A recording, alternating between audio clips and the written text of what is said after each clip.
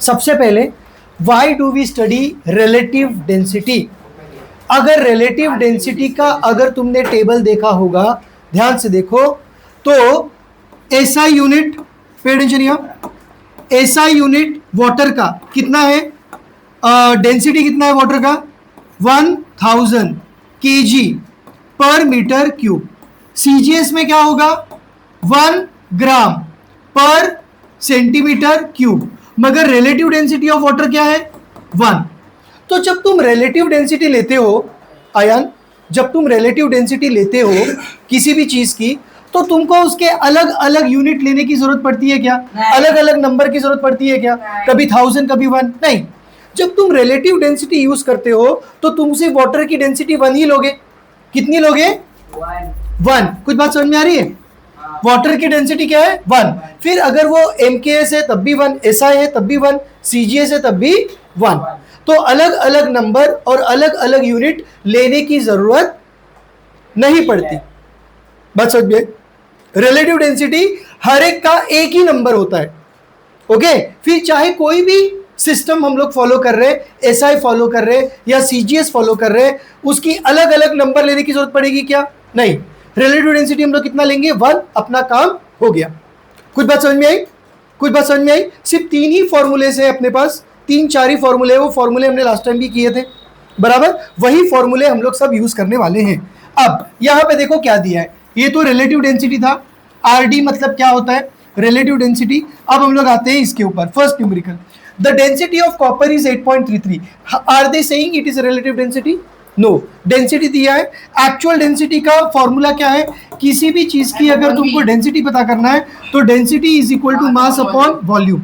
अब ध्यान देना है, अगर मास ग्राम में है, मास अगर किस में है, ग्राम में है, तो सीजीएस यूनिट हो रहा है, सीजीएस यूनिट यूज हो रहा है। तो मास अगर ग्राम में है तो वॉल्यूम किस में होना चाहिए, सेंटीमीटर क्यूब। और अगर मास अगर केजी में है, किस में है, केजी में है, तो वॉल्यूम किस में होना चाहिए, मीटर क्यूब। ये बात मालूम है ना तुम लोगों को, ये बात मालूम है ना। अगर तुम मास केजी में लेते हो और वॉल्यूम सेंटीमीटर क्यूब में लेते हो तो आंसर रॉन्ग हो जाएगा। बात समझ में आ रही है, बात समझ में आ रही है, क्योंकि ये दोनों एक ही सिस्टम है ना, एसआई सिस्टम, और ग्राम लेंगे तो क्या लेंगे, सेंटीमीटर क्यूब। तो ये बात हमें ध्यान रखनी है जब भी हम लोग न्यूमेरिकल सॉल्व करते हैं।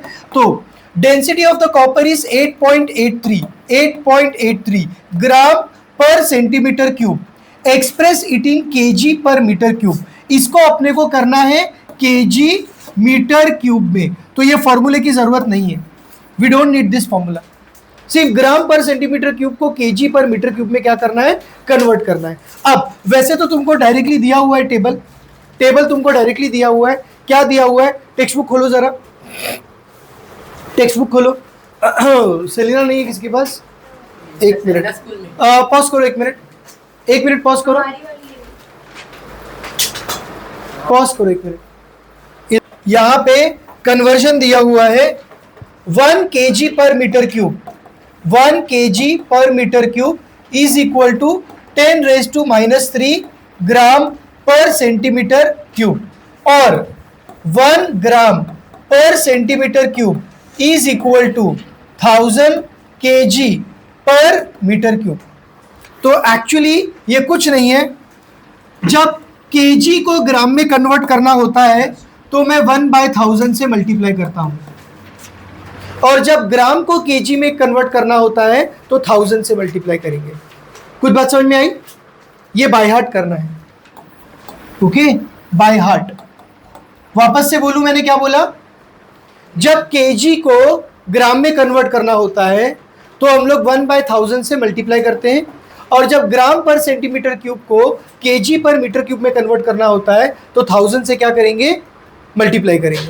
ओके, अब यहां पे देखो, यहां पे ग्राम पर सेंटीमीटर क्यूब है, हमको केजी पर मीटर क्यूब में कन्वर्ट करना है। तो मैं सबसे पहले 1 ग्राम पर सेंटीमीटर क्यूब कितना है वो पता करता हूं, and 1 gram per centimetre cube कितना है, इतना है, बराबर, इतना है। तो पे अटेंशन हियर, यहां पे मैं क्या करूंगा मालूम है, यहां पे मैं क्या करूंगा, 8.83 into 1 gram per centimetre cube is equal to क्या है, इज इक्वल टू हमें पता करना है केजी पर मीटर क्यूब में, बराबर। अब कैसे करेंगे बताओ, एक मिनट मैं अभी इसके लिए कोई मेथड की जरूरत नहीं हो तो तुम ऐसे भी बता सकते हो, but let me start with this. 1 gram per centimetre cube is equal to 1000 KG per metre cube. ये समझ में आया कहां से आया, ये स्टेटमेंट समझ में आया कहां से आया, कहां से आया, ये जो बाय हार्ट किया इसी को मैंने कॉपी कर लिया, जो बाय हार्ट किया उसी को मैंने कॉपी किया ना, कुछ बात समझ में आ रही है? ओके अब यहां पे अपने पास कितना है, अपने पास है 8.83 ग्राम पर सेंटीमीटर क्यूब। अब मुझे एक बात बताओ, यहां पे 8.83 कैसे आएगा, 8.83 कैसे आएगा यहां पर? इसके लिए मुझे 8.83 को मल्टीप्लाई करना पड़ेगा, अगर यहां पे मल्टीप्लाई करेंगे तो यहां पर भी मल्टीप्लाई करना पड़ेगा 8.83। अब ये कितना हो गया, 8.83 इंटू 1 कितना हो गया, 8.83 ग्राम पर सेंटीमीटर क्यूब। 1000 को 8.83 से मल्टीप्लाई किया तो कितना हो जाएगा, 8830 KG per metre cube. This is the answer, this is the answer. कुछ बात समझ में आई? मगर कोई भी बड़ा नंबर हम लोग ऐसा लिखते हैं क्या? नहीं। फिजिक्स में कैसा लिखते हैं? पॉइंट डालेंगे। डेसिमल पॉइंट कहां पे आना चाहिए? फर्स्ट सिग्निफिकेंट नंबर में। अब डेसिमल पॉइंट को पीछे लाने के लिए मुझे क्या करना पड़ेगा, इसके साथ डिवाइड बाय क्या करना पड़ेगा, 1000। डिवाइड बाय 1000 करूंगा तो मल्टीप्लाई बाय 1000 भी करना पड़ेगा। आंसर तो यही रहेगा, केजी पर मीटर क्यूब। अब डिवाइड बाय 1000 कर दिया तो कितना हो गया, 8.83 बराबर, मल्टीप्लाई बाय 1000 मतलब क्या, 10⁻³ केजी पर मीटर क्यूब। कुछ बात समझ में आई? क्या किया मैंने? पॉज करो। अगर तुमको ये बाय हार्ट नहीं हुआ, अगर ये तुमको बाय हार्ट नहीं हुआ तो तुम डिराइव भी कर सकते हो। कैसे कर सकते हो, ध्यान से सुनो। 1 ग्राम पर सेंटीमीटर क्यूब को मुझे केजी मीटर क्यूब में कन्वर्ट करना है। तुमको ये पता होना चाहिए कि 1 ग्राम कितना केजी होता है। 1 gram is how much, 1/1000 KG, बराबर। अब 1 सेंटीमीटर क्यूब कितना मीटर क्यूब होता है ये भी पता होना चाहिए, याद रखना। 1 metre is equal to what, 100 centimetre, ये याद है सबको? 1 metre is equal to 100 centimetre. अब मैं करूंगा taking cube on both the sides, इधर भी क्यूब इधर भी क्यूब। जब ब्रैकेट खुलेगा तो ये क्यूब 1 को भी मिलेगा, ये क्यूब मीटर को भी मिलेगा। 1 का क्यूब क्या हो जाएगा, 1 into 1 into 1 is 1। Metre cube का क्या हो जाएगा, मीटर क्यूब। अब ये क्यूब 100 को भी मिलेगा, सेंटीमीटर को भी मिलेगा। 100 को क्यूब मिलेगा तो क्या होएगा, 1 2 3 4 5 6 इंटू सेंटीमीटर क्यूब। बात समझ में आई? Okay, 1 metre cube is this many centimetre cube. मगर अपने को सेंटीमीटर क्यूब को मीटर क्यूब में कन्वर्ट करना है, बराबर ना? मीटर क्यूब में कन्वर्ट करना है सेंटीमीटर क्यूब को मीटर क्यूब में। तो मैं क्या करूंगा, यहां पे 1 सेंटीमीटर क्यूब लिख दूंगा और ये 1000 को, जो भी है ये, इस नंबर को इधर भेज दूंगा। ये नंबर इधर मल्टीप्लाई हुआ है, यहां जाके क्या हो जाएगा, डिवाइड। 1 2 3 4 5 6। अब इधर क्या है, मीटर क्यूब, इधर क्या है, सेंटीमीटर क्यूब। ये स्टेप कैसे आया समझ में आया? ये स्टेप कैसे आया समझ में आया? यहां पे मैंने क्या ले लिया, 1 मल्टीप्लाई करने से कोई फर्क नहीं पड़ता, बराबर ना? तो मैंने उधर 1 मल्टीप्लाई किया, ये हो गया 1 centimetre cube is equal to this much metre cube. बात समझ में आई? तो 1 सेंटीमीटर क्यूब यानी कितना मीटर क्यूब हो गया, 1/1 2 3 4 5 6। मगर एक बात याद रखना, ये सेंटीमीटर क्यूब नेगेटिव है। क्या है, नेगेटिव। एक सुनो, इसमें ना ये गड़बड़ होगी थोड़ी सी, फिर तुम लोग डिराइव में थोड़ा सा गड़बड़ कर लोगे। Actually 1 gram centimetre minus cube है, मतलब ये सेंटीमीटर क्यूब कहां पे आ रहा है, डिनोमिनेटर में आ रहा है। लॉस ऑफ इंडाइसिस मालूम है ना तुमको? अगर किसी का पावर नेगेटिव है, अगर किसी का पावर क्या है, नेगेटिव है, तो इसका मैं रेसिप्रोकल ले लेता हूं ना, बेस का। ये सेंटीमीटर अपॉन 1 है, इसका रेसिप्रोकल क्या हो जाएगा, 1 सेंटीमीटर। तो 1 सेंटीमीटर मतलब सेंटीमीटर नीचे आ जाएगा, तो centimetre minus cube this is nothing but divide by centimetre cube. कुछ बात समझ में आई? कुछ बात समझ में आई? तो ये हो जाएगा 1 kg अपॉन सेंटीमीटर क्यूब को, ये पॉजिटिव होगा अभी इसमें नेगेटिव साइन नहीं रहेगा, डिनोमिनेटर में लेंगे तो ये पॉजिटिव हो जाएगा। अब 1 सेंटीमीटर क्यूब कितना मीटर क्यूब है? देखो 1 अपॉन 1 2 3 4 5 6, ये क्या हो गया? Metre cube. कुछ सबको ये बात समझ में आई? सबको ये बात समझ में आई? 1 ग्राम कितना केजी है? 1/1000। और 1 सेंटीमीटर क्यूब कितना मीटर क्यूब है? 1 अपॉन ये 0। कुछ बात समझ में आई? दो फ्रैक्शन को क्या करना है? डिवाइड करना है। तो दो फ्रैक्शन को डिवाइड कैसे करते हैं? Multiply by it's reciprocal. तो 1 2 3 4 5 6 अपॉन 1। अब ये आगे क्या आएगा? केजी। मीटर क्यूब को ऊपर ले लिया तो मीटर क्यूब क्या हो गया? माइनस। कुछ बात समझ में आई? मीटर क्यूब को ऊपर ले लिया तो मीटर क्यूब क्या हो गया? माइनस। ये 2 0 गए, ये 2 0 गए, ये 1 0 गए, ये 1 0 गया। आंसर में कितना बचा? 1000 kg पर मीटर क्यूब। और यहां पर क्या बचा है? 1 ग्राम पर सेंटीमीटर क्यूब। तो बाय हार्ट अगर नहीं करोगे तो लोग डिराइव भी कर सकते हैं। सबको समझ में आया कैसे डिराइव किया? समझ में आया? कर लोगे? या तो बाय हार्ट कर लो, या तो बाय हार्ट कर लो, डिराइव भी कर सकते हैं। बात समझ में आई? चलो पॉज करो। अगर मैं वाटर का डेंसिटी देखता हूं एसआई यूनिट में और सीजीएस यूनिट में और रिलेटिव डेंसिटी, तो वाटर का एसआई यूनिट में डेंसिटी क्या है? ये टेबल दिया हुआ है तुमको बुक में। एसआई यूनिट में कितना है? 1000 kg per metre cube. CGS में क्या है? 1 ग्राम पर सेंटीमीटर क्यूब। मगर रिलेटिव डेंसिटी कितनी है इसकी? 1। रिलेटिव डेंसिटी इसकी कितनी है? 1। अब देखो रिलेटिव डेंसिटी जब तुमको पता है तो तुम एसआई वाला पता कर सकते हो। कैसे पता करोगे? मल्टीप्लाई बाय क्या कर दोगे? 1000। मल्टीप्लाई बाय क्या करोगे? 1000, तो एसआई मिल जाएगा। और सीजीएस के लिए क्या करोगे? जो है वही लिख दो, जो है वही लिख दो। ठीक है। अब इसमें हमें क्या दिया है? रिलेटिव डेंसिटी ऑफ मर्क्यूरी हमें दिया है 13.6। चाहिए तो टेबल में देख लो। तो एसआई यूनिट में इसकी डेंसिटी क्या हो जाएगी? 13.6 इंटू 1000। समझे? 1000 से क्या कर देंगे? मल्टीप्लाई। यूनिट क्या लिख देंगे? KG per metre cube. और सीजीएस यूनिट में क्या हो जाएगा? सेम 13.6 ग्राम पर सेंटीमीटर क्यूब। कुछ बात समझ में आई? ये किसका हो गया? मर्क्यूरी का। ओके।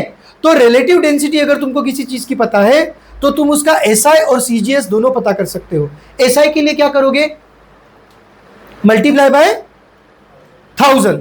और यूनिट क्या लिखोगे? एसआई का जो यूनिट है किलोग्राम पर मीटर क्यूब। ओके। और सीजीएस के लिए क्या करोगे? कुछ नहीं करने की जरूरत है, जो है वही, सिर्फ यूनिट क्या लिखोगे? ग्राम पर सेंटीमीटर क्यूब। जब रिलेटिव डेंसिटी होती है तो इसका कोई यूनिट होता है क्या? रिलेटिव डेंसिटी का कोई यूनिट होता है क्या? नहीं, इसमें कोई भी यूनिट नहीं होता। No unit, no unit. समझ में आ रही है बात? समझ में आ रही है बात? ओके। तो इसका सीजीएस यूनिट क्या हो जाएगा? 13.6 ग्राम पर सेंटीमीटर क्यूब। और एसआई यूनिट क्या हो जाएगा? 13.6 into 1000 kg per metre cube. कुछ बात समझ में आई? कुछ बात समझ में आई? एक और एग्जांपल देख लो इसका, एक और एग्जांपल देख लो। टेबल तुमको दिया हुआ है, एक मिनट, कहाँ दिया है टेबल? अरे पॉज करो। अच्छा रहने दो। ये देखो ऑलिव ऑयल, आइस, पेट्रोल का रिलेटिव डेंसिटी कितना दिया है? 0.8। कितना दिया है? 0.8। तो मुझे बताओ इसका एसआई में क्या हो जाएगा? 0.8 इंटू 1000। 0.8 इंटू 1000 कितना हो जाएगा? 800।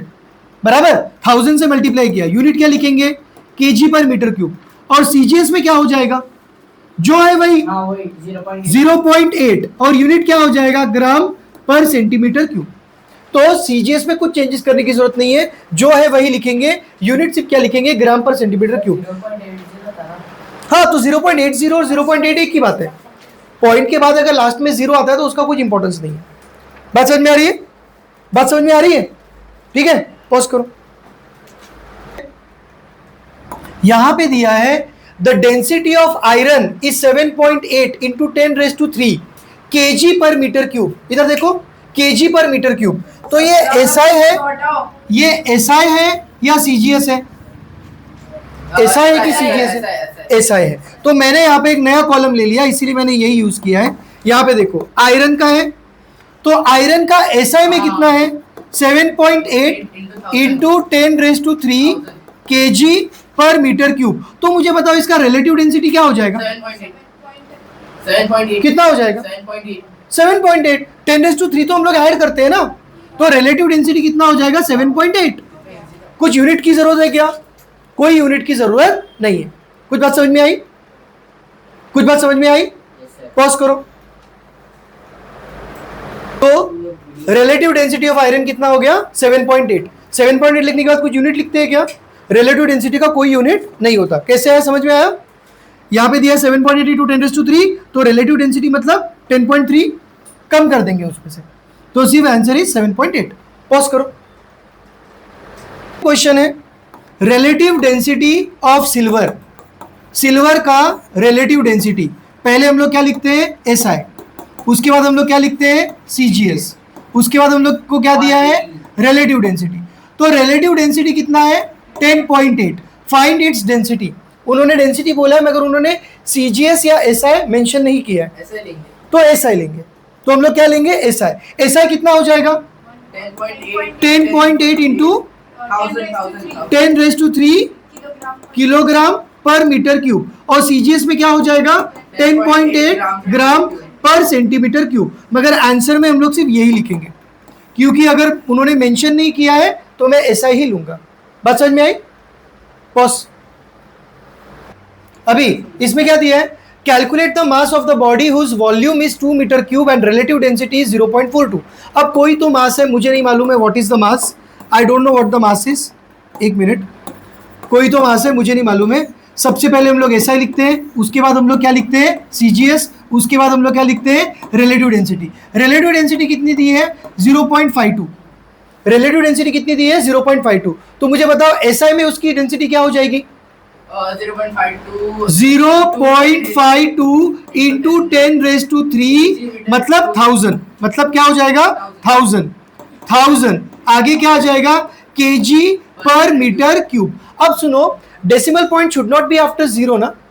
Decimal point should be after first significant number. तो फर्स्ट सिग्निफिकेंट नंबर यहाँ पे क्या है? 5। तो मैं क्या करता हूँ, इसका एक 0 यूज कर लेता हूँ। एक 0 क्या कर लिया? यूज कर लिया, उसको मल्टीप्लाई कर लिया। जब इसको 10 से मल्टीप्लाई किया तो पॉइंट एक डिजिट आगे जाएगा, तो ये हो जाएगा 5.2 into 100 kg per metre cube. ये इसकी एक्चुअल डेंसिटी हो गई। CGS में भी मैं ले सकता हूं, मगर CGS में लूंगा क्या? नहीं लूंगा। क्यों नहीं लूंगा? क्योंकि इसका वॉल्यूम देखो किस में दिया है? मीटर क्यूब में, और मीटर क्यूब मतलब क्या होता है? SI।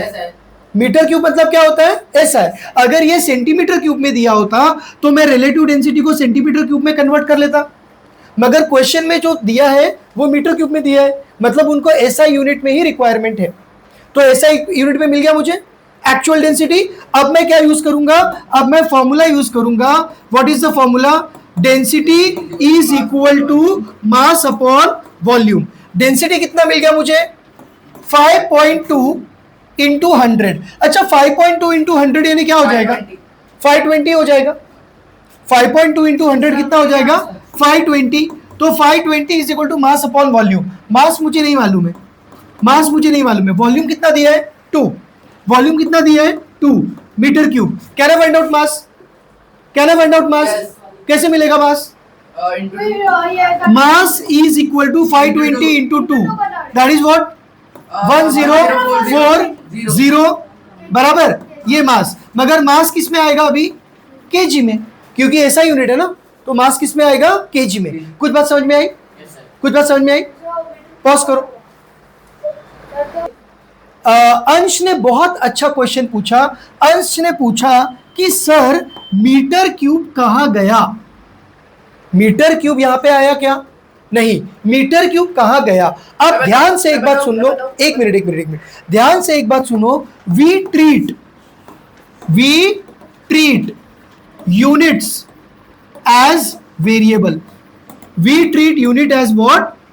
वेरिएबल। तो जैसे वेरिएबल को ट्रीट करते हैं वैसे ही हम लोग उसको भी ट्रीट करेंगे। अब जब ये डेंसिटी मैंने 520 ली, डेंसिटी जब मैंने 520 ली, इधर देखो, तो ये सिर्फ 520 नहीं लिया मैंने क्या लिया? डेंसिटी इज 520 किलोग्राम पर मीटर क्यूब। बराबर ना? डेंसिटी थी 520 था क्या था? 520 किलोग्राम पर मीटर क्यूब, ऐसा था। अब यहां पे देखो, अब ये 520 किलोग्राम पर मीटर क्यूब ऑलरेडी था यहां पर, इसके साथ मैंने क्या मल्टीप्लाई किया? 2 मीटर क्यूब। बराबर, ये मीटर क्यूब कैंसल हो गया, बचा क्या? 520 into 2 is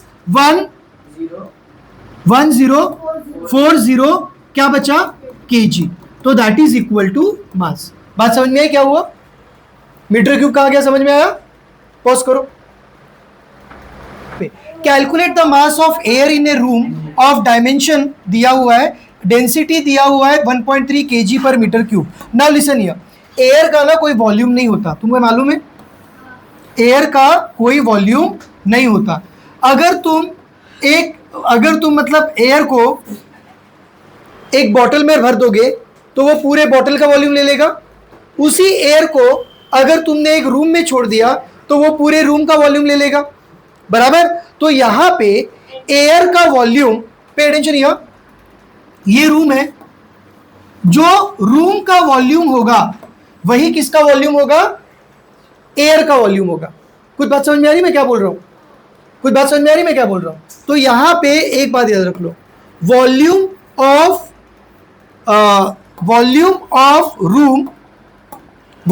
of air is equal to volume of room. समझ में आया सबको? एयर को अगर बॉटल में डाल दिया तो बॉटल का वॉल्यूम ले लेगा, एयर को अगर रूम में डाल दिया तो पूरे रूम का वॉल्यूम ले लेगा।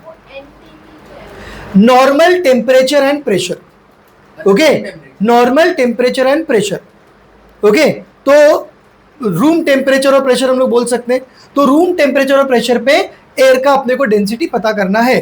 तो रूम का वॉल्यूम क्या है? रूम का वॉल्यूम है 4.5 into 3.5 into 2.5। What is this? This is nothing but length into breadth into height. ये कितना है समझो? 2.5। तो किसी भी क्यूबॉइड का वॉल्यूम हम लोग कैसे निकालते हैं? Length into breadth into height. कुछ बात समझ में आई? आ रही है? वॉल्यूम ऑफ द रूम मतलब एक क्यूबॉइड है ना, तो क्यूबॉइड का वॉल्यूम कैसे निकालेंगे? Length into breadth into height. तो रूम का लेंथ कितना है? 4.5। रूम का लेंथ कितना है? 4.5। रूम का ब्रेथ कितना है? 3.5। और रूम की हाइट कितनी है? 2.5। ओके, सब जगह मीटर मीटर मीटर, तो यहां पे क्या आ जाएगा? Metre cube. बराबर ना? Metre into metre into metre क्या आ जाएगा? Metre cube. अब ये तीनों को मल्टीप्लाई कर दिया। मल्टीप्लाई फिलहाल मत करो, ऐसे ही लिखो, मल्टीप्लाई फिलहाल मत करो। ओके, ये हो गया वॉल्यूम ऑफ एयर। ये क्या हो गया? Volume of air. मुझे क्या पता करना है? Mass of air. और एयर की डेंसिटी मुझे दी है, तो मैं यहां पे सेकेंड फॉर्मूला क्या अप्लाई करूंगा? Density is equal to mass upon volume. Okay, density air की कितनी दी है? 1.3 kg पर मीटर क्यूब। बात समझ में आई? इस बार यूनिट भी लिख रहा हूं मैं, 1.3 kg per metre cube is equal to mass मुझे नहीं मालूम है, वॉल्यूम मुझे मालूम है। वॉल्यूम कितना है? This much metre cube. बराबर, तो वॉल्यूम कितना है? 4.5 इंटू 3.5 इंटू 2.5 मीटर क्यूब। अब मुझे मास चाहिए, मुझे क्या चाहिए? मास चाहिए। तो मैं इन सबको इधर भेज दूंगा। बराबर, इन सबको इधर भेज दूंगा, तो मास क्या हो जाएगा? Mass is equal to 1.3 kg into 4.5 into 3.5 into 2.5 metre cube upon, इधर एक मीटर क्यूब है ना, इधर ऑलरेडी मीटर क्यूब है, वो मीटर क्यूब आ गया इधर। अब मैं क्या करूंगा, ये मीटर क्यूब कैंसिल कर दिया, क्योंकि यूनिट्स को हम लोग एज ए वेरिएबल ट्रीट करते हैं। अब इन सबको मल्टीप्लाई कर दो, जो आंसर मिलेगा वो है केजी में। ठीक है, अब इन सबको मल्टीप्लाई करेंगे तो आंसर कितना मिलेगा, आंसर हो जाएगा 51.19 केजी।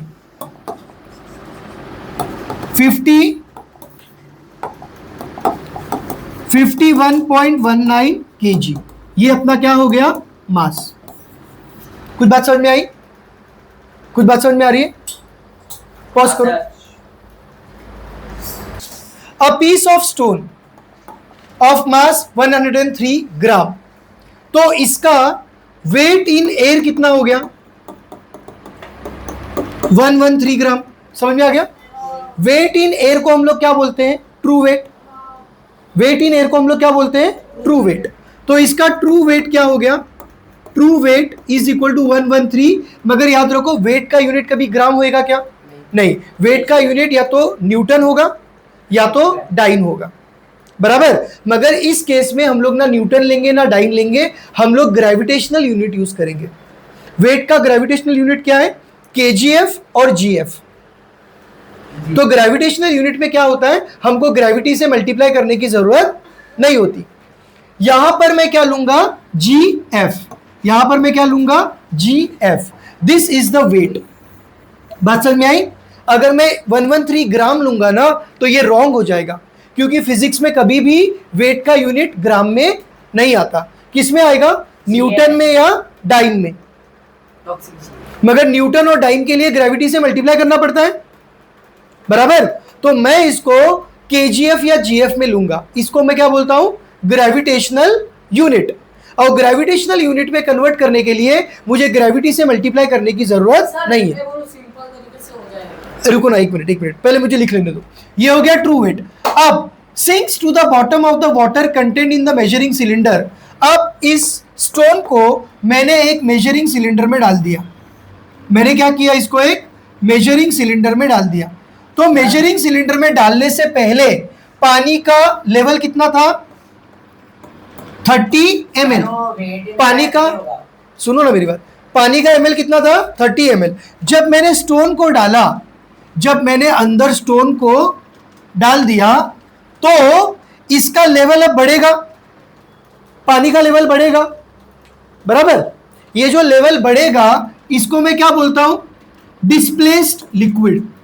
वॉल्यूम ऑफ क्या बोलता हूं, डिस्प्लेस्ड लिक्विड। अब एक चीज मुझे पता है, मुझे क्या पता है, volume of solid is equal to volume of displaced liquid. Archimedes का सेकंड प्रिंसिपल है ये। आर्किमिडीज का फर्स्ट प्रिंसिपल क्या है, upthrust is equal to true weight minus apparent weight. Okay, second principle क्या है, volume of solid immersed is equal to volume of liquid displaced, बराबर बराबर।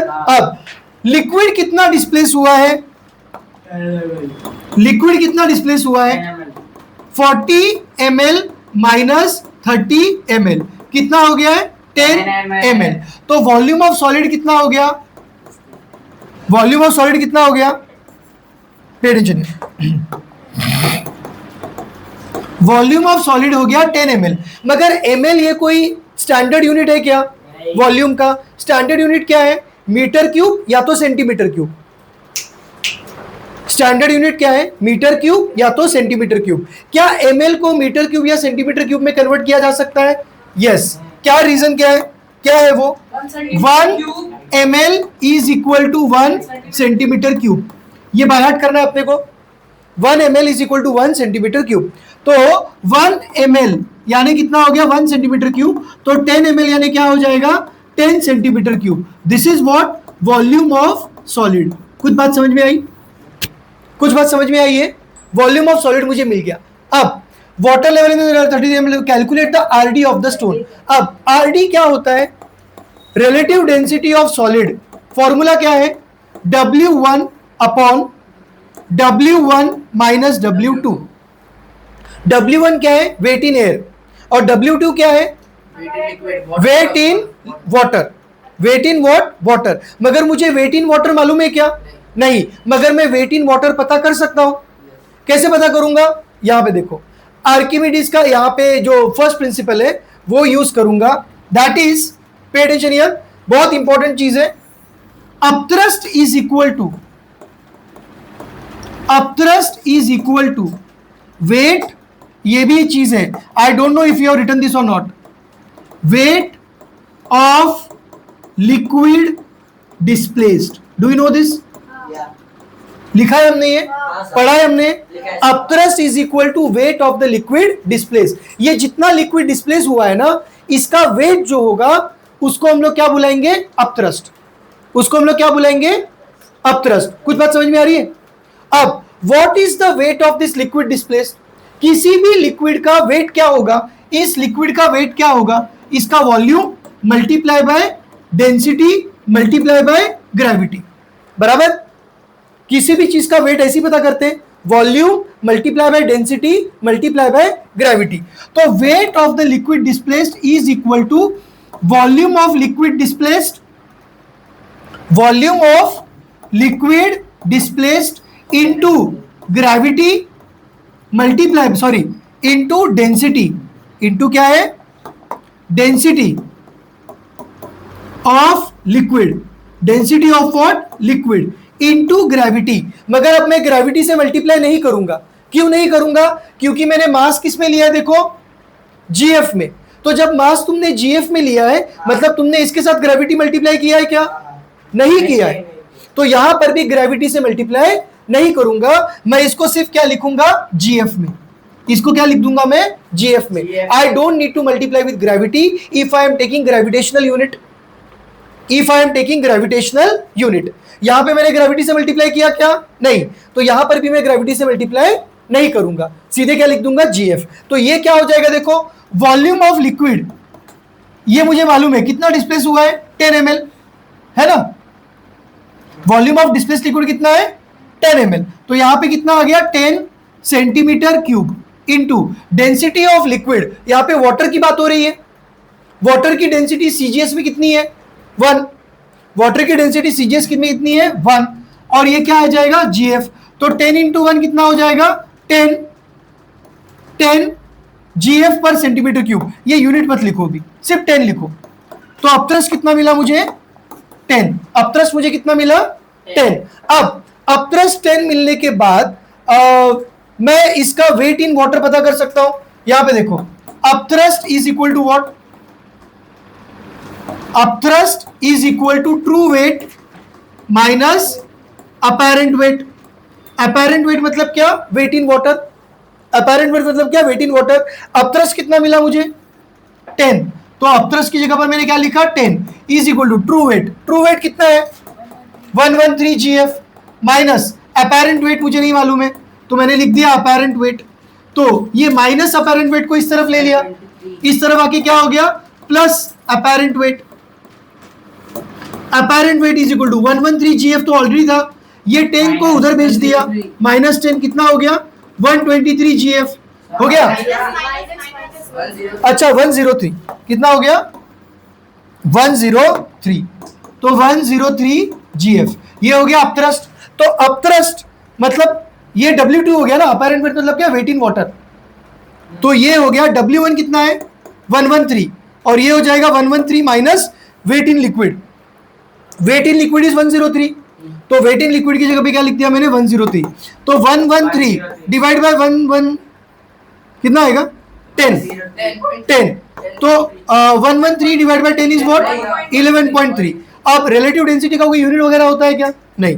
तो यहां पे लिखा रिलेटिव डेंसिटी ऑफ सॉलिड। और कोई इजी तरीका है क्या इसको सॉल्व करने का? इजी है, पॉज करो। एक इजी मेथड क्या है? इजी मेथड ये है कि ट्रू वेट अपने को मालूम है, ट्रू वेट 113 ग्राम है, ठीक है। अब वॉल्यूम भी अपने को मालूम पड़ गया है, volume is equal to what? 10 centimetre cube, 10 centimetre cube. अब मैं इसकी डेंसिटी पता करता हूं डायरेक्टली। इसकी मैं क्या पता करता हूं? Density. Density is equal to what? Mass upon volume. ये वॉल्यूम कैसे मिला समझ में आया ना? Volume of the solid is equal to volume of the liquid displaced. Volume of the displaced liquid कितना है? 10। तो वॉल्यूम ऑफ द सॉलिड भी कितना हो गया? 10। तो density is equal to mass upon volume. Mass कितना है? 113 और वॉल्यूम कितना है? 10। तो ये कितना हो गया? 11.3। मगर यूनिट क्या है? ग्राम पर सेंटीमीटर क्यूब। ये हो गया डेंसिटी, ये हो गई डेंसिटी। अब यहां पे देखो, अब यहां पे देखो, डेंसिटी हो गई ये। हमको क्या चाहिए? Relative density. अब पे अटेंशन हियर, ये जो टेबल हम लोग बनाते हैं, ये जो टेबल हम लोग बनाते हैं, इस टेबल में समझो स्टोन है, स्टोन का रिलेटिव डेंसिटी कितना है? सीजीएस यूनिट पे डेंसिटी कितनी है? 11.3 क्या है? 11.3 ग्राम पर सेंटीमीटर क्यूब। तो रिलेटिव डेंसिटी क्या हो जाएगी? 11.3। रिलेटिव डेंसिटी क्या हो जाएगी? 11.3। उसका यूनिट लिखने की जरूरत है क्या? नहीं। तो सीधा लिख दो relative density is equal to 11.3। खत्म। इजी मेथड भी हो गया। समझ में आई बात? समझ में आ गई बात? Easy method. चलो, a body of volume 100 centimeter cube weighs 1 kgf in air. Find its weight in water and its relative density. ठीक है, वॉल्यूम मुझे दिया हुआ है। वॉल्यूम कितना है? 100 सेंटीमीटर क्यूब। तो I will write volume of solid और बॉडी जो भी है is equal to 100 centimetre cube. Weighs 1 kgf in air. तो भाई वेस 1 kgf इन एयर यानी ये हो गया true weight, right? Weight in air, इसको हम लोग बोलते हैं true weight. True weight is 1 kgf है, मगर ये अगर सेंटीमीटर क्यूब में है तो ये एसआई में नहीं चलेगा। तो 1 kgf को अपने को ग्राम में कन्वर्ट करने का, तो this is nothing but 1000 gram gf। वेट है तो f, ठीक है, मास नहीं पूछा है तो f। अब इट्स रिलेटिव डेंसिटी। अच्छा, डेंसिटी तो मैं डायरेक्टली पता कर सकता हूं। I can directly find out density. Density is equal to mass upon volume. तो मास कितना है? Mass is 1000, volume is 100। ये भी सीजीएस में, ये भी सीजीएस में, ठीक है। तो ये गया, ये गया। तो डेंसिटी मुझे कितना मिला? 10 what ji gram per centimetre cube. Relative density क्या होगा? अब जो एक्चुअल डेंसिटी है वही रिलेटिव डेंसिटी है।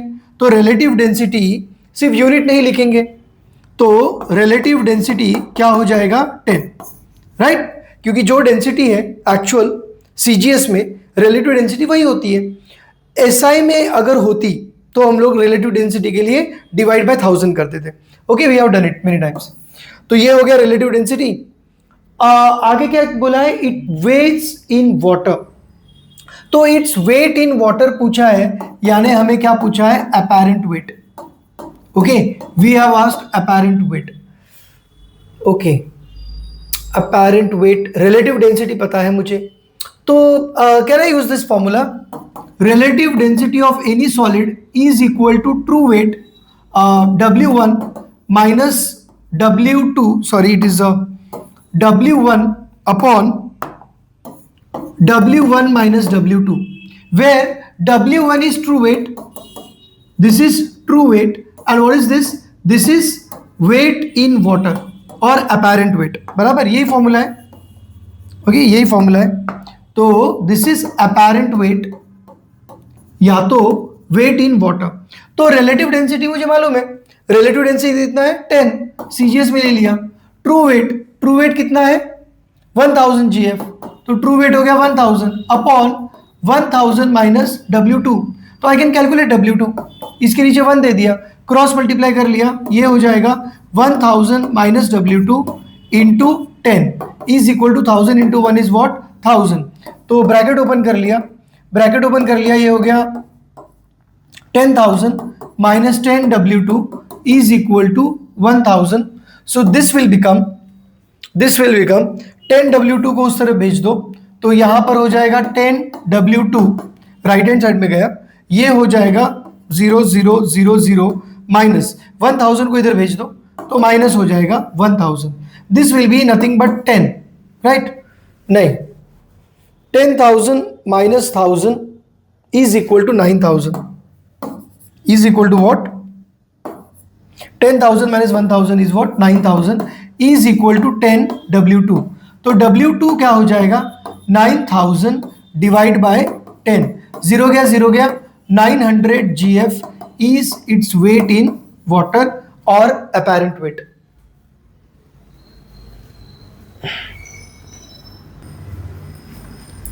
And we can solve this by another method as well. Archimedes principle से भी इसको सॉल्व कर सकते हैं.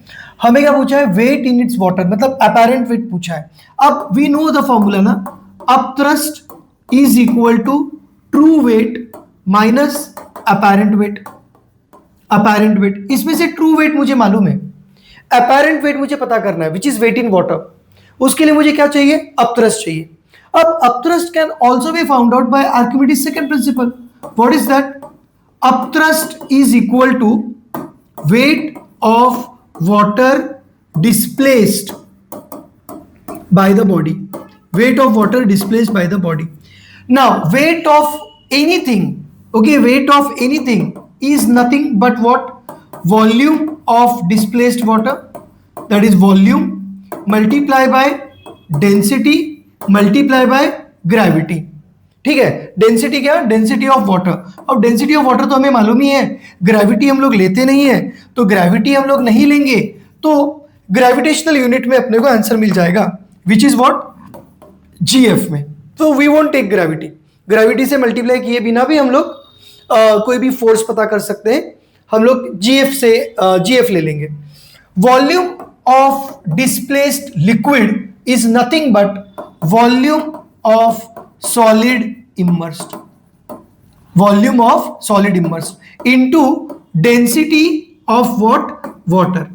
90% of the time volume of displaced liquid हमें नहीं दिया होता है, but we know volume of displaced liquid is equal to volume of solid immersed. Volume of solid immersed हमें दिया है. Volume of solid immersed कितना है? The body of volume is 100 centimeter cube.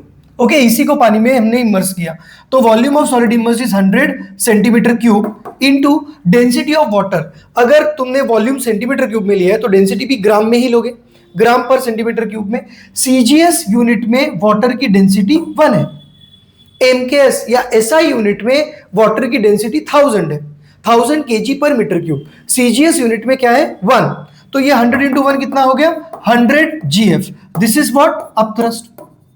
This is what? Upthrust. तो upthrust मुझे मिल गया 100 GF. ये 100 GF यहां पे डाल दो, सब्स्टिट्यूट कर दो, आंसर मिल जाएगा. यहां पे करता हूं मैं. Upthrust is nothing but 100 GF. True weight is nothing but what? 1000 GF. True weight is how much? 1000 GF. तो ट्रू वेट हो गया 1000 GF minus apparent weight. Apparent weight is weight of the solid in water.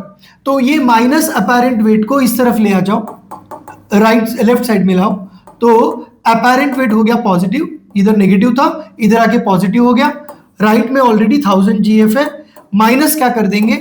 ये 100 GF को उस तरफ भेज दिया, minus 100 GF. तो 1000 GF minus 100 GF is nothing but 900 GF. This is apparent wait और wait in liquid.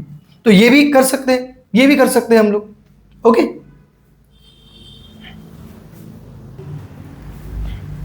Same question exactly like the last one. The only thing is यहां पे एक कंफ्यूजन है. एग्जैक्टली सेम क्वेश्चन है, मास दिया है, volume दिया है, दोनों को डिवाइड करेंगे, डेंसिटी मिल जाएगा. डेंसिटी मिल जाएगा तो वो रिलेटिव डेंसिटी बन जाएगा. वो रिलेटिव डेंसिटी का फॉर्मूला यूज करेंगे, W1 upon W1 minus W2. हमें वेट इन वाटर मिल जाएगा, अपेरेंट वेट मिल जाएगा. Exactly same question, but only thing different here is mass हमें दिया है एसआई यूनिट में, मास हमें दिया है एसआई यूनिट में, और वॉल्यूम हमें दिया है सीजीएस यूनिट में. और अगर दोनों अलग अलग यूनिट में है तो we can not use it, we have to convert it into the same unit. तो how will we do this? सबसे पहले हमने ले लिया यहां पे, एक मिनट, सबसे पहले एक ओके, तो let us start solving this. Mass is equal to 70 KG, ठीक है, इसको 70 केजी में ही रखते हैं। Okay, we will keep it in SI unit. Volume किस में दिया है? Volume of the body is given in 20,000 centimetre cube, 20,000 centimetre cube, this is volume. अब अगर केजी में है तो this can not be in centimetre, क्योंकि ये एसआई यूनिट हो गया, ये सीजीएस यूनिट हो गया। I have to convert centimetre cube into what? Metre cube. और how can we convert centimetre cube into metre cube? Okay, centimetre cube को हमें कन्वर्ट करना पड़ेगा मीटर क्यूब में। ओके, तो ये एसआई यूनिट है, ये भी एसआई यूनिट हो जाएगा। How to convert it? Very simple, by heart कर लो। 1 metre is equal to 100 centimetre, ठीक है। Taking cube on both the sides, दोनों जगह क्या ले लो? क्यूब ले लो। Taking cube on both the sides. अब जब ये ब्रैकेट खुलेगा, क्यूब 1 को भी मिलेगा, क्यूब मीटर को भी मिलेगा। 1 का cube 1 into 1 into 1 is nothing but 1, metre का क्यूब इज मीटर क्यूब। जब ये ब्रैकेट खुलेगा, क्यूब 100 को भी मिलेगा, क्यूब सेंटीमीटर को भी मिलेगा। 100 का क्यूब क्या हो जाएगा? 100 इंटू 100 इंटू 100, 1 के आगे 6 जीरोस, और ये क्या हो गया? Centimetre cube. तो दिस इज ओके, ये हो गया 1 metre cube into centimetre cube. I will find out 1 centimetre cube is how many metre cube. तो व्हाट आई विल डू, मैं यहाँ पे मल्टीप्लाई बाय 1 करूंगा। मल्टीप्लाई बाय 1 करने से कोई प्रॉब्लम नहीं होता है। तो ये 1 सेंटीमीटर क्यूब को मैं यहीं पर लिखता हूं, और ये जो है 1 के आगे 6 जीरोस, इसको इस तरफ भेज दो। ये यहां पे क्या हुआ है? मल्टीप्लाई हुआ है, यहां आके क्या हो जाएगा? डिवाइड। तो 1 अपॉन 1 2 3 4 5 6, ओके। 1 सेंटीमीटर क्यूब इधर ही रहेगा, ये क्या है? Metre cube. तो 1 centimetre cube is equal to 1 upon 10 raise to 1 2 3 4 5 6, 10 raise to -6 metre cube. मगर हमारे पास 1 सेंटीमीटर क्यूब नहीं, हमारे पास कितना है? 20,000 सेंटीमीटर क्यूब है।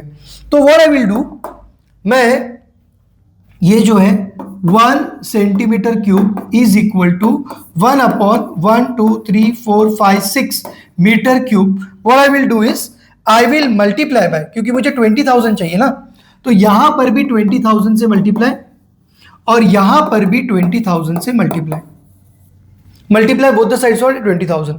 0 गया, 0 गया, 0 गया, 0 गया, 0 गया, 0 गया, 0 गया, 0 गया। यहां पे क्या हो जाएगा?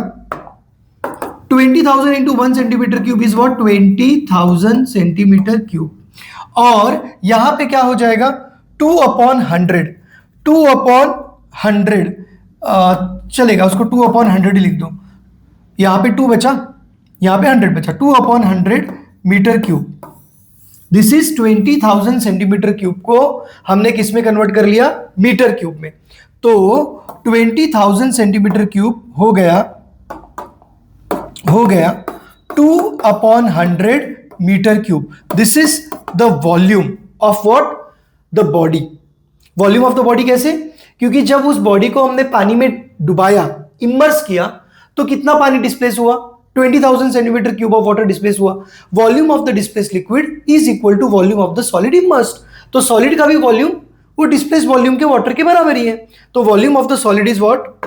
Volume of solid is equal to 2 upon 100 metre cube, ठीक है, ये मिल गया। अब इसके बाद हम लोग क्या करेंगे?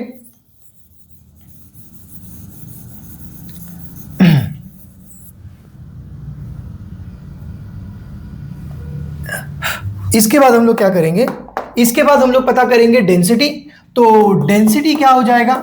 Density is equal to mass upon volume, mass of the solid upon volume of the solid is equal to density of the solid. तो हम लोग डेंसिटी ऑफ द सॉलिड पता कर रहे हैं। मास क्या है? मास है 70,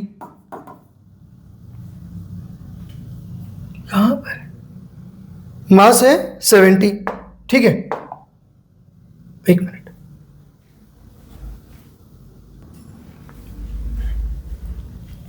तो मास हो गया 70, वॉल्यूम ऑफ द सॉलिड पहले सेंटीमीटर क्यूब में था, हमने मीटर क्यूब में कन्वर्ट किया। What is that?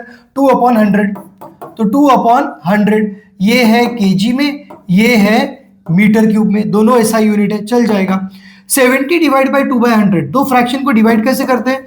तो ये डिवीजन का हो जाएगा मल्टीप्लीकेशन, सामने वाले फ्रैक्शन का हो जाएगा रेसिप्रोकल। तो 100/2 हो गया। This is nothing but 2 into 70 is 35, 350000।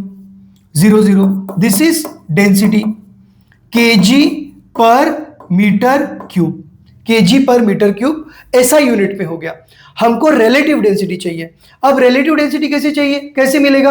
We know whatever this body is, ये बॉडी है, इसका ऐसा यूनिट पे डेंसिटी कितना है? 3500 kg per metre cube. CGS में क्या हो जाएगा? सीजीएस में इसको डिवाइड बाय 1000 कर देंगे, डिवाइड बाय 1000 कर देंगे तो कितना हो जाएगा? 3.5 ग्राम पर सेंटीमीटर क्यूब। अब रिलेटिव डेंसिटी क्या हो जाएगा? जो सीजीएस में है वही रिलेटिव में है, बराबर। सीजीएस के लिए डेंसिटी के लिए हम लोग क्या करते हैं, ये डेंसिटी को डिवाइड बाय 1000 कर देते हैं तो सीजीएस में मिल जाएगा। और जो सीजीएस में है वही रिलेटिव है, तो रिलेटिव इज 3.5, यूनिट डालने की जरूरत नहीं है। तो relative density is nothing but 3.5, right. We have done this table, हमने किया हुआ है। तो रिलेटिव डेंसिटी हो गया 3.5। अब रिलेटिव डेंसिटी होने के बाद weight of body in water, now this can be very easily found, very easily found. कैसे पता करेंगे हम लोग? Relative density is equal to, relative density is equal to, एक minute, shit, relative density is equal to W1 upon W1 minus W2। W1 क्या है? True wait. W2 क्या है? Apparent weight. अपेरेंट वेट मतलब वेट इन वाटर, ये मुझे चाहिए। Relative density मुझे मालूम है, रिलेटिव डेंसिटी कितना है? 3.5। ट्रू वेट कितना है? 70 kg, तो 70 upon 70 minus apparent wait. W2 मुझे नहीं मालूम है, आई कैन फाइंड आउट। पूरे इक्वेशन में एक ही अननोन है W2, I think I can find out. इसके नीचे 1 दे दिया, दो फ्रैक्शन है, दो फ्रैक्शन के बीच में इक्वल है, only thing I can do is cross multiplication. तो 70 माइनस W2, इसको मल्टीप्लाई किया 3.5 से, is equal to 70 into 1, that is what 70। Bracket open किया, ये दोनों मल्टीप्लाई हो गया। 70 into 3.5 gives me 70 into 3.5 gives me 245 minus 3.5 W2, 3.5 into W2, 3.5 W2 is equal to what? 70। ये माइनस 3.5 W2 को उस तरफ भेज दो, ये हो जाएगा प्लस 3.5 W2। 70 को यहाँ लेके आएंगे तो 245 प्लस 70 इधर आके क्या हो जाएगा? माइनस 70। तो 245 minus 70, this gives us 175 is equal to 3.5 W2। तो अपेरेंट वेट यानी W2 क्या हो जाएगा? W2 हो जाएगा 175 divide by 3.5। Now 175 divide by, so W2 is equal to, W2 is equal to 50। Okay, तो 175 अपॉन 3.5 क्या मिलेगा? 50, which is apparent weight। and what is apparent weight? Apparent weight is weight inside the liquid। तो weight inside the body in water is how much? 50 kgf। and relative density कितना मिल गया? 3.5। Okay, इस calculation थोड़ा सा easy भी हो सकता था, यहां पे हमने थोड़ा सा ओपनिंग ब्रैकेट्स करके कॉम्प्लिकेट कर लिया, ठीक है। ये ओपनिंग ब्रैकेट्स की जरूरत नहीं थी, यहां पे मैं डायरेक्टली क्या कर सकता था, यहां पर 70 माइनस W2 इंटू 3.5 है। अब ये ब्रैकेट के बाहर है 3.5, तो I can send it there. तो ये हो गया 70 upon 3.5। 70 upon 3.5 is nothing but 20, this is nothing but 20। और ये क्या हो जाएगा? 70 माइनस W2 इज व्हाट, ये तो माइनस W2 को उधर भेज दिया, ये हो गया प्लस W2, ये प्लस 20 को इधर लेके आया, ऑलरेडी 70 है, माइनस 20, तो 70 minus 20 is what? 50 kgf is equal to W2। okay, we can do it this way also।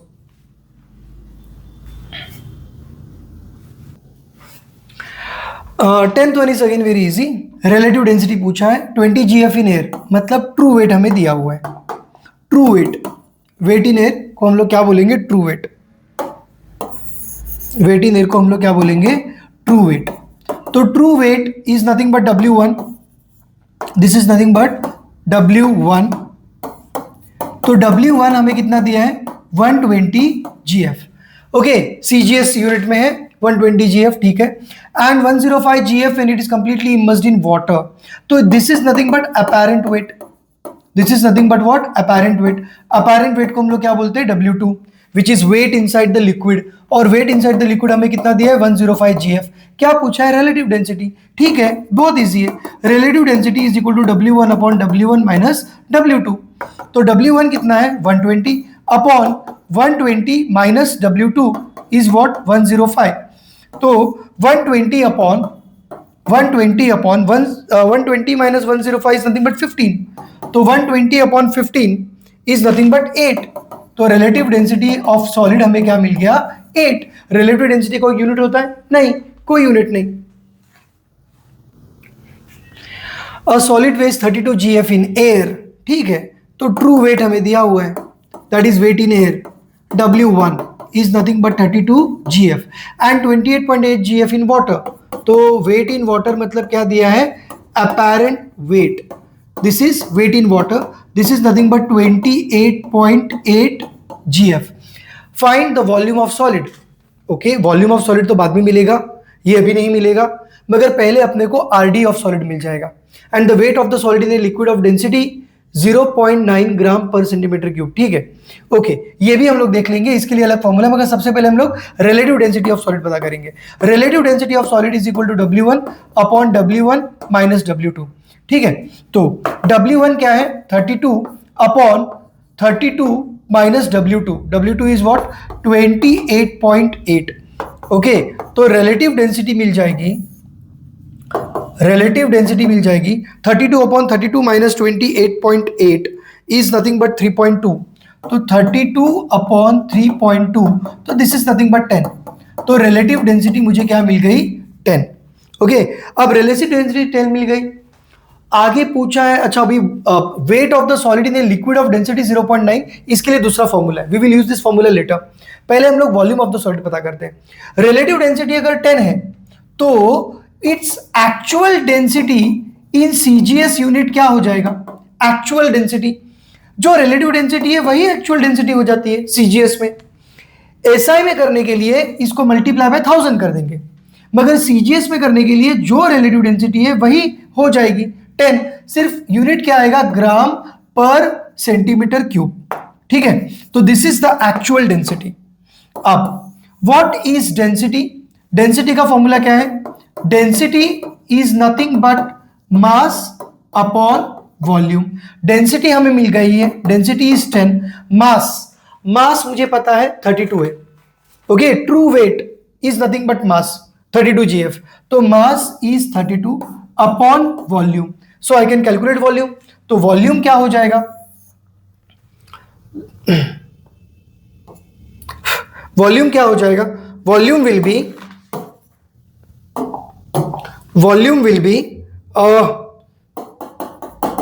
32 upon 10।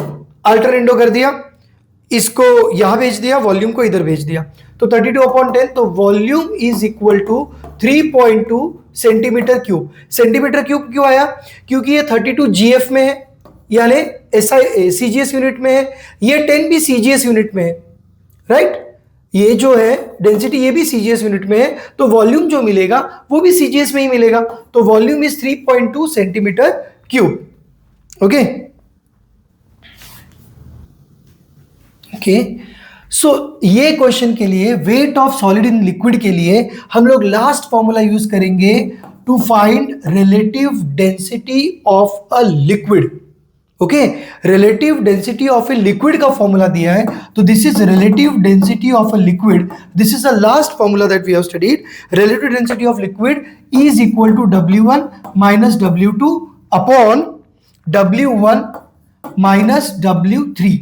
अब यहां पर एक चीज अलग है जो अब तक हमने पढ़ी है, W1 is nothing but true weight, this is nothing but true weight of solid.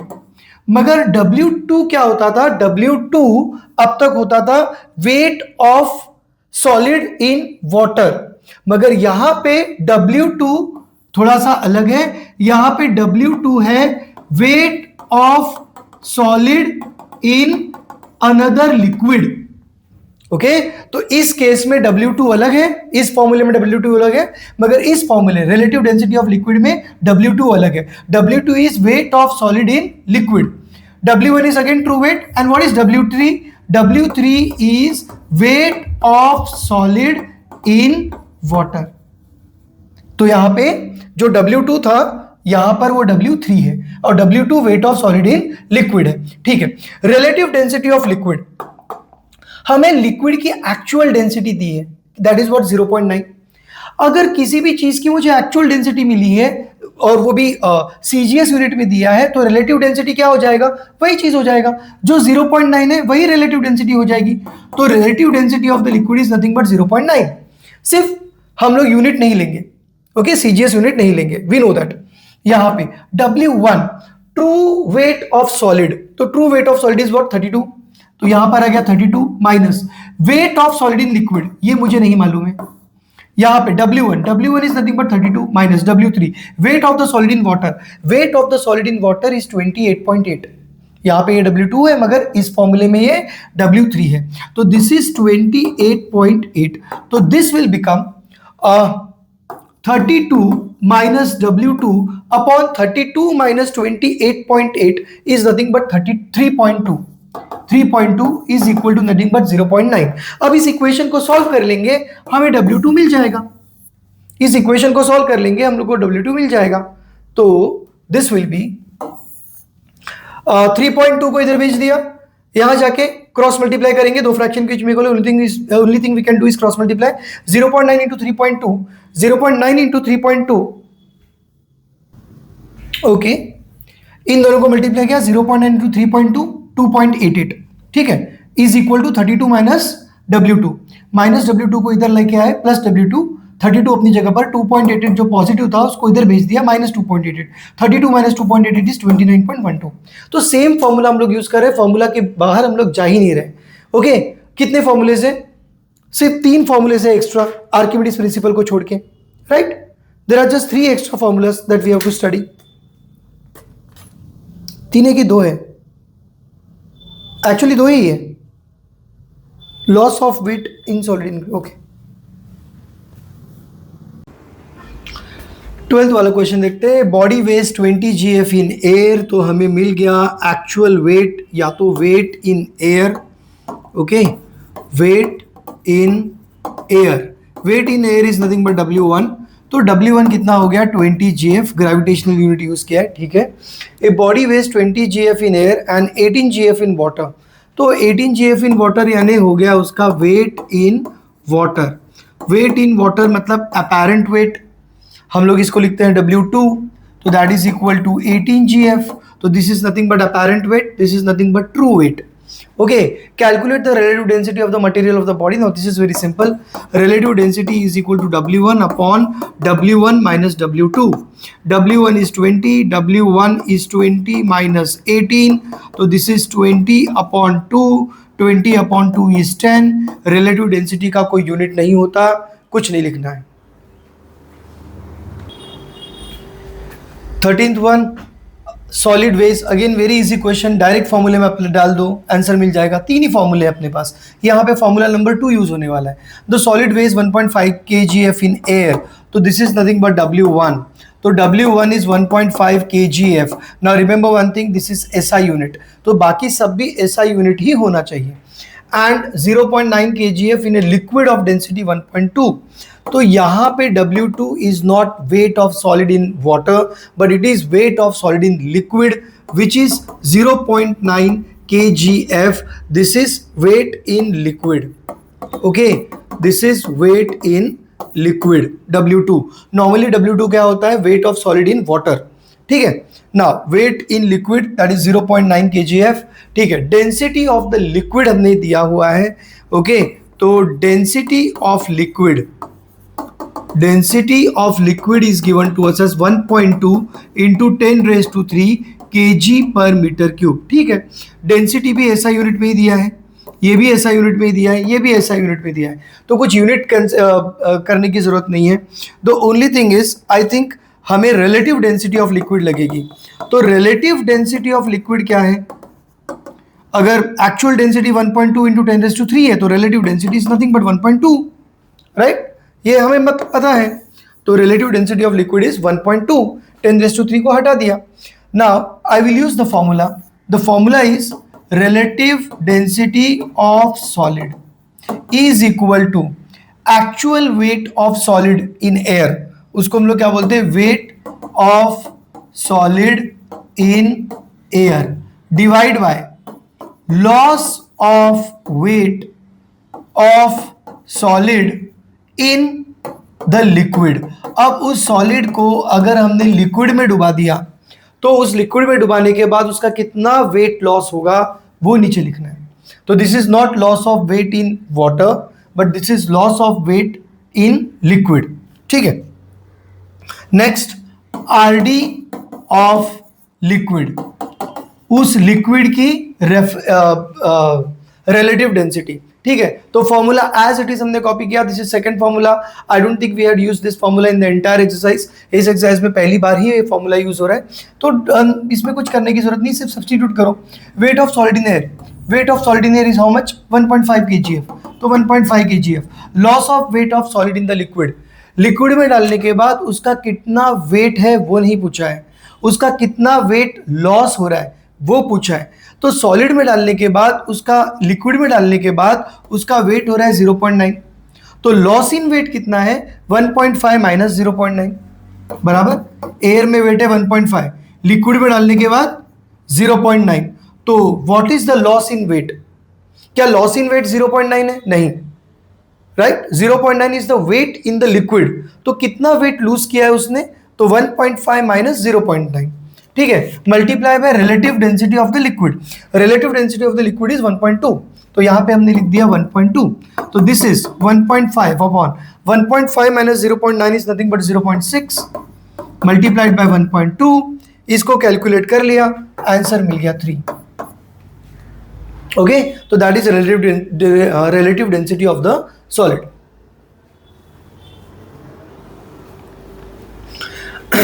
Okay, third one. A jeweler claims that he makes ornament of pure gold of relative density 19.3. ठीक है, तो we are given relative density of gold. Relative density of gold is 19.3. ठीक है, he sells a bangle weighing 25.25 gf to a person. तो ये जो दिया हुआ है 25.25 gf, this is the weight, true weight of the bangle, इसका मतलब this is the weight of the bangle in air. तो मैं यहां पे लिखता हूं wait of bangle in air, क्योंकि अगर वो कस्टमर को दे रहा है तो वो पानी में उसका वजन थोड़ी ना पता करेगा। ओके, वो तो उसका एक्चुअल वेट पता करेगा, जो एयर में वेट है वो वेट बताएगा कस्टमर को। ओके, पानी में जाने के बाद उसका क्या वेट होता है वो तो कम ही हो जाएगा, वो वेट वो पर्सन को नहीं बताने वाला है, बराबर। तो एयर में उसका वेट कितना है, 25.25 gf, ठीक है, gf। नाउ लिसन, यहाँ रिलेटिव डेंसिटी का कोई यूनिट नहीं होता, तो यहाँ पे कोई यूनिट नहीं है। अब बैंगल का वेट किस में है, gf में, यानी cgs में, तो सारे यूनिट cgs में ही होने चाहिए। We will have to check that. आगे, the clever customer weighs the bangle when immersed in water and finds that it weighs 23.07 gf in water. अब देखो, अब weight of bangle in water, air में अगर बैंगल का wait 25.25 gf है, 25.25 gf है, तो ऑफ कोर्स है कि पानी में उसका वजन सेम नहीं होगा, पानी में तो उसका वजन कम ही होगा। पानी में उसका वजन कितना हो जा रहा है, पानी में उसका वजन हो जा रहा है 23.075 ग्राम, ठीक है, 23.075 gf, क्योंकि पानी में डालने के बाद किसी भी चीज का वेट कम ही हो जाता है। With the help of suitable calculation find out whether the ornament is made of pure gold और not.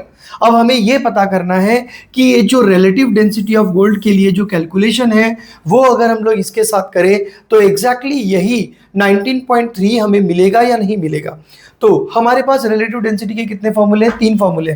First formula is relative density of any solid, and what is that formula? Relative density of any solid is equal to, paid engineer, relative density of any solid first formula use किया, is equal to W1 upon W1 minus W2. तो this is the true weight of the what true weight of the bangle, and this is the weight of the bangle in water. Okay, तो ये first formula use करेंगे हम लोग, and let me check whether हमको बराबर exactly 19.3 ही मिलता है कि नहीं मिलता है. तो this is equal to W1 is weight of the bangle in air, that is 25.25 upon W1 minus W2, that is 25.25 minus weight of bangle in water is 23.20 23.075. तो this becomes, which becomes 25.25 upon 25.25 minus 23.075 is 2.175. इन दोनों को divide किया तो हमें answer कितना मिलेगा? 11.75. इन दोनों को आंसर इन डिवाइड किया तो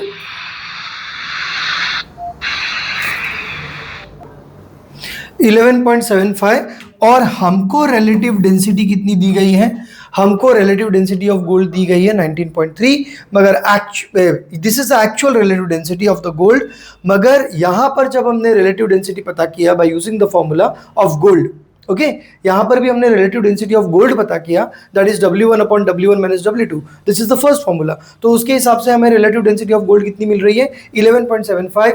यानी कि ये दोनों relative density, this is also relative density of gold, right? हमारे कैलकुलेशन से मिल रहा है 11.75, मगर एक्चुअल गोल्ड की रिलेटिव डेंसिटी कितनी है? 19.3. तो ये मिसमैच हो रहा है, यानी कि वो गोल्ड प्योर गोल्ड नहीं है. Okay, so the gold is whatever the ornament is, it is not made up of pure gold. A piece of iron weighs 45.5 GF in air. So this is the weight of solid in air. So weight of solid or iron, whatever you may say. तो weight of iron in air इसको बोलते हैं true weight. तो true weight कितना है? 44.5 GF. This is nothing but W1. Right? This is nothing but W1. If the density of iron is 8.9 into 10 raised to 3, तो density of iron हमें दिया हुआ है, that is 8.9 into 10 raised to 3 kilogram पर metre cube. Now this is the problem here. यहां पे देखो unit mismatch हो रहा है, यहां पे यूनिट मिसमैच हो रहा है. ओके, बट एक चीज हमें यहाँ पे यूनिट सही करने की जरूरत नहीं है. Why? Because we will be using relative density of iron. हम लोग relative density of iron use करेंगे. अच्छा, आयरन का एक्चुअल डेंसिटी ये है SI यूनिट में, तो इसका रिलेटिव डेंसिटी क्या हो जाएगा? रिलेटिव डेंसिटी में ये 10⁻³ हम लोग नहीं लिखते, जो नंबर है सिर्फ वही लिखेंगे. ये 10⁻³ हम लोग नहीं लिखते, और अगर 10⁻³ है ही नहीं तो 1000 से डिवाइड कर लेंगे. तो जो भी एक्चुअल डेंसिटी SI यूनिट में होता है उसको 1000 से डिवाइड कर देंगे तो हमें मिल जाएगा रिलेटिव डेंसिटी. और जो रिलेटिव डेंसिटी है CGS में भी वही रिलेटिव डेंसिटी यूज करेंगे. बराबर, जो रिलेटिव डेंसिटी है CGS में वही.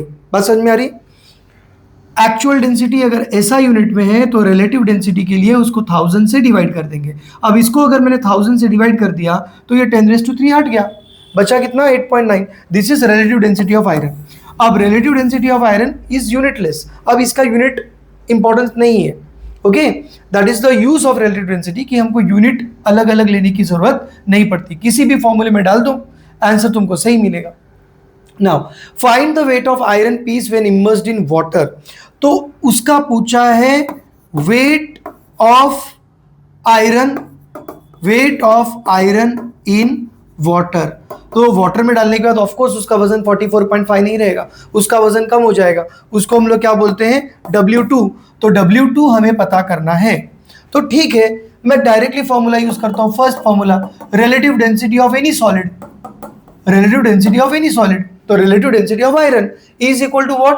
Is equal to W1 upon W1 minus W2. Okay, relative density of iron कितना मिला है हमें? 8.9. तो दिस इज 8.9. W1 कितना दिया है? 44.5 upon W1 that is 44.5 minus W2, मगर W2 मुझे नहीं दिया है, we don't know what W2 is, तो weight of iron in water मुझे नहीं मालूम, तो उसको ले लिया x। ये पूरे इक्वेशन में सिर्फ एक ही अननोन है x, we can find it. Okay, कैसे फाइंड आउट करेंगे? इसको इसके साथ मल्टीप्लाई, इसको इसके साथ मल्टीप्लाई, फ्रैक्शन है, दो फ्रैक्शन से बीच में इक्वल है, only thing we can do is cross multiply. तो 8.9 into 44.5 minus x is equal to 44.5 into 1 is nothing but 44.5। Okay, bracket open मत करो, यहाँ पे ब्रैकेट ओपन मत करो। 44.5 माइनस एक्स को इस तरफ रखो, 8.9 यहाँ पे मल्टीप्लाई हुआ है, वहां जाके डिवाइड हो जाएगा, 44.5 डिवाइड बाय 8.9। अब नॉर्मली कैसा होता है, जब मल्टीप्लाई और माइनस होता है तो जो माइनस वाला टर्म है ना, पहले उसको हम लोग ट्रांसपोज करते हैं, राइट। ट्रांसपोजिंग के वक्त बॉड मास रिवर्स में फॉलो होता है, तो जो प्लस माइनस है उसको पहले भेजेंगे, मल्टीप्लीकेशन जो है उसको बाद में भेजेंगे। This is the rule while transposing. Okay, but यहां पे क्या है, ये पूरा ब्रैकेट के अंदर है और 8.9 ब्रैकेट के बाहर है, तो इसको मैं पहले भेज सकता हूं। ओके, अब इसको मैं पहले भेज सकता हूं क्योंकि ये ब्रैकेट के बाहर है। 44.5 अपॉन 8.9 इज दिस इक्वल्स 5, तो 44.5 minus x is equal to 5, minus x को उधर लेके चले गए, हो गया प्लस एक्स, 5 को इधर लेके आ गए, हो गया -5, तो 44.5 माइनस 5 इज नथिंग बट 39.5। तो this is weight of iron in water.